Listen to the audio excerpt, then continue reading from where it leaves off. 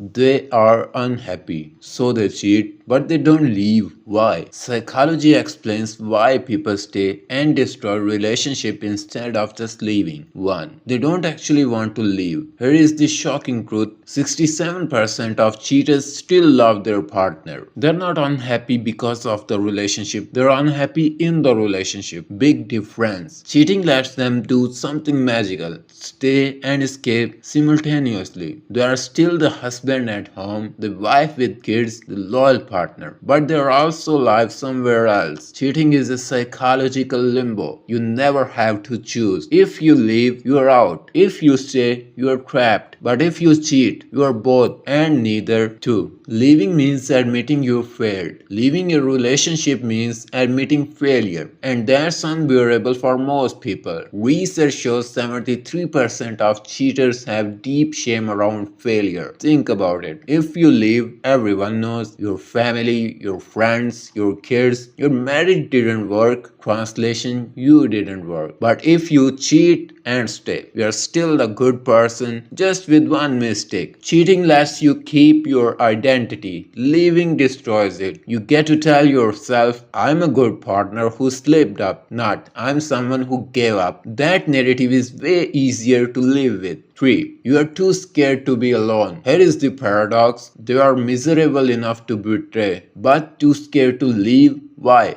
Abandonment terror. Even in a dead marriage, it's predictable, safe, known. Your partner is there, your routine is there, your identity as married is there. Leaving means uncertainty, loneliness, emptiness, being rejected, being alone at night, that's terrified. So you cheat instead. 4. You have already invested too much. You have invested 10 years, 15 years, 20 years. Kids, house, shared memories, financial entanglement. Leaving means losing it all. Psychologists call this sunk cost fallacy. Staying in misery because you have already invested so much. If I leave now, all those years were wasted. So you don't leave, you cheat instead. Because cheating lets you keep the investment, avoid the loss, feel something different. Stay the person you have always been. You're not choosing the affair, you're choosing to avoid choosing. Research shows people in this cycle stay an average of 4 to 6 more years while continuing to cheat. They never leave, they just add more layers of guilt. 5. You subconsciously want to get caught. Here is what nobody talks about. Many cheaters secretly want discovery. Why would someone sabotage themselves? Because getting caught forces the decision they can't make.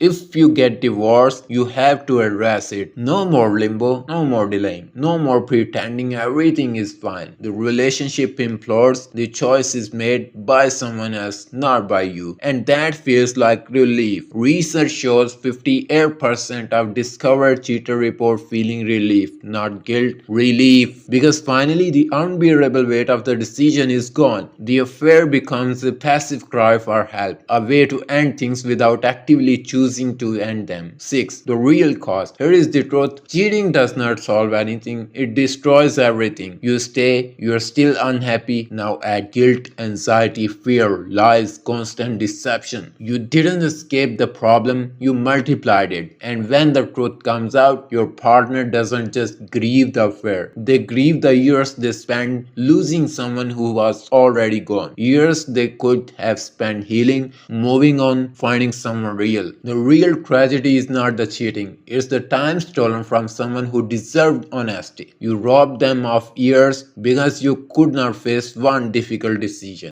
If you are unhappy, you have two choices: fight for the relationship or leave it. Cheating is not a third option, it's just slow destruction. The hardest part of leaving is not saying goodbye, it's admitting you were wrong to stay. Thank you, subscribe.